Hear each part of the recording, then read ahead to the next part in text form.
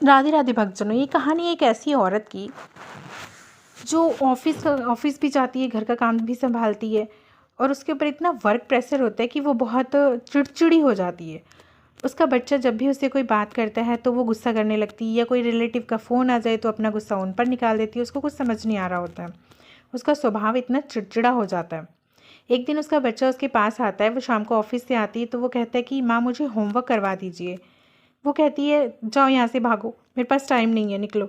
डांट के उसे भगा देती है। बच्चा अपने कमरे में जाता है। होमवर्क करते करते वो सो जाता है और होमवर्क की जो कॉपी होती है वो अपने मुंह पर ऐसे ही रखी होती है। अब वो जाती है, सोचती है, फिर वो कहती है कि चलो कॉपी को हटा देती हूँ ताकि वो आराम से सो जाए। अब वो कॉपी को हटाते इससे पहले सोचती है कि देखो ये कौन सा होमवर्क कर रहा था, इसको कौन से टॉपिक पे मेरी हेल्प चाहिए थी।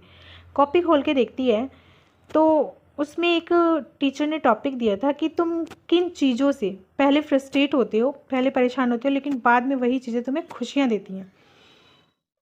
तो उस बच्चे ने सबसे पहली लाइन में लिखा था कि भगवान थैंक यू उन एग्ज़ाम्स के लिए जो पहले तो हमें बहुत गंदे लगते हैं, लेकिन जब एग्ज़ाम हो जाते हैं उसके बाद जो हॉलीडेज़ पड़ती हैं उसमें हम बहुत मस्ती करते हैं, घूमने फिरने जाते हैं, छुट्टियां पड़ जाती हैं।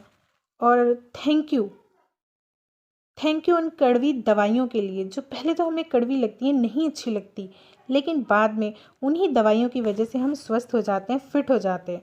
और लास्ट में लिखा था कि थैंक यू भगवान जी, आपका बहुत बहुत थैंक यू, आपने मुझे इतनी अच्छी मम्मी दी है जो पहले तो मुझे डांटती है लेकिन बाद में प्यार करती है, घुमाती फिराती है, खाना खिलाती हैं, मेरी केयर करती हैं। तो ये जो लास्ट वाली लाइन थी ना, ये उसकी माँ को झकझोर के रख देती है कि मैं क्या हूँ, मैं कैसे अपने बच्चों को डांट देती हूँ, गुस्सा करती हूँ और मेरे बारे में कितना अच्छा सोचता है। तो फिर वो माँ भी कहती है कि थैंक यू भगवान, आपने मुझे इतना अच्छा बच्चा दिया, और थैंक यू कि मेरे पास जॉब है, मैं अपने पैरों पर स्टैंड हूँ। थैंक यू मुझे इतनी अच्छी फैमिली देने के लिए। थैंक यू मुझे घर देने के लिए। कई लोगों के पास तो घर भी नहीं है, बेशक ईएमआई पे है तो क्या हुआ, है तो सही, मैं अपने घर में तो हूँ।